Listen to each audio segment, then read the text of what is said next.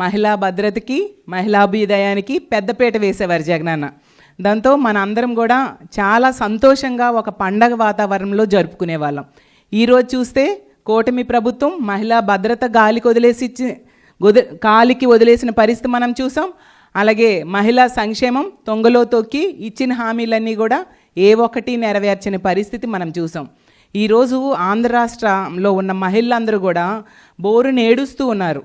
అసలు నిరుద్యోగంలో ఉన్న మహిళలైతే తమ చెప్పులతో తమ చేతులతో తాము కొట్టుకుంటున్నారు, ఎందుకు ఈ కూటమి ప్రభుత్వానికి ఓటేసామా అని.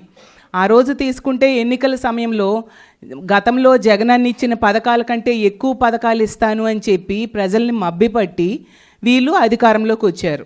కానీ ఇచ్చిన హామీల్లో ఏ ఒక్కటి కూడా నెరవేర్చిన పరిస్థితి మనం చూస్తూ ఉన్నాం. ఆ రోజు జగన్మోహన్ రెడ్డి గారి పాలన చూస్తే ఎన్ని పథకాలు ప్రవేశపెట్టిన ప్రతి పథకంలో కూడా మహిళలే లబ్ధిదారులుగా ఉండేవారు. అవునా కాదా? మనల్ని రాజకీయంగా, ఆర్థికంగా, సామాజికంగా ఉన్నత స్థానంలో కూర్చోపెట్టడానికి ఎంతగానో కృషి చేశారు. మన రక్షణ కోసం, మన మహిళల రక్షణ కోసం ఒక దిశా వ్యవస్థను తీసుకురావడం జరిగింది. ఆ దిశా వ్యవస్థలో దిశ యాప్, మనందరి ఫోన్లో దిశ యాప్ ఉంది కదా.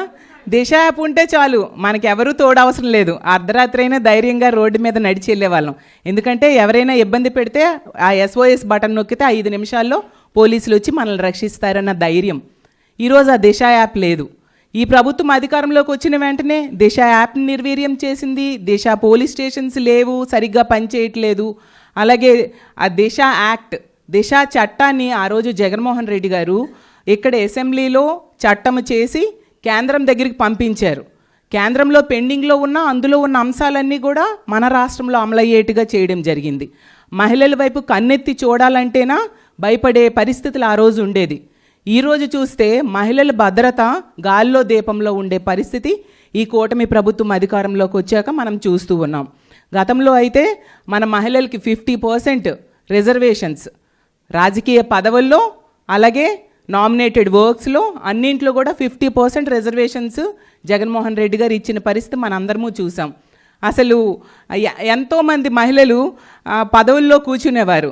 జెంట్స్ అయితే అనుకునేవారు, అయ్యో జగనన్న ప్రభుత్వంలో మేము మహిళగా ఎందుకు పుట్టలేదా అనేసి. అంత చక్కగా మహిళలకి ఇంపార్టెన్స్ ఇచ్చారు. ఏ పథకం ప్రవేశపెట్టినా, అమ్మఒడి అవ్వచ్చు, చేయూత అవ్వచ్చు, ఆసరా అవ్వచ్చు, అలాగే ఇల్లు ఇవ్వచ్చు, 32 లక్షల ఇళ్ల పట్టాలు ఇచ్చారు, 22 లక్షల ఇల్లు కట్టించారు. అన్నీ కూడా మహిళల పేరుతో ఆ రోజు జగనన్న ఇవ్వడం జరిగింది. అలాగే మంత్రి పదవులు అవ్వచ్చు, ప్రతి దగ్గర కూడా మా శాసన మండలి అయితే వైస్ చైర్మన్గా ఒక మైనారిటీ మహిళకి ఇవ్వడం జరిగింది.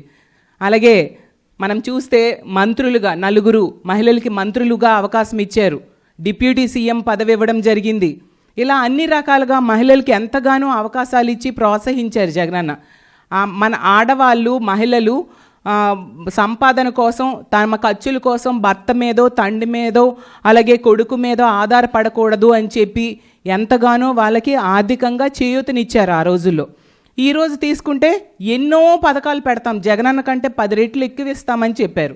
జగనన్న ఎన్నికల సమయంలో ఎంతగానో మొత్తుకున్నా కూడా వినకుండా నమ్మి, కూటమిలో ఉన్న వాళ్ళు చెప్పే మాయ మాటలు నమ్మి ఓట్లు వేయడంతో ఈరోజు కూటమి అధికారంలోకి వచ్చి ఎంత దారుణంగా మోసం చేసిందో చూసాం. ఒక బడ్జెట్ అయిపోయింది, రెండో బడ్జెట్ అయిపోయింది, చాలా దారుణంగా మోసం చేశారు.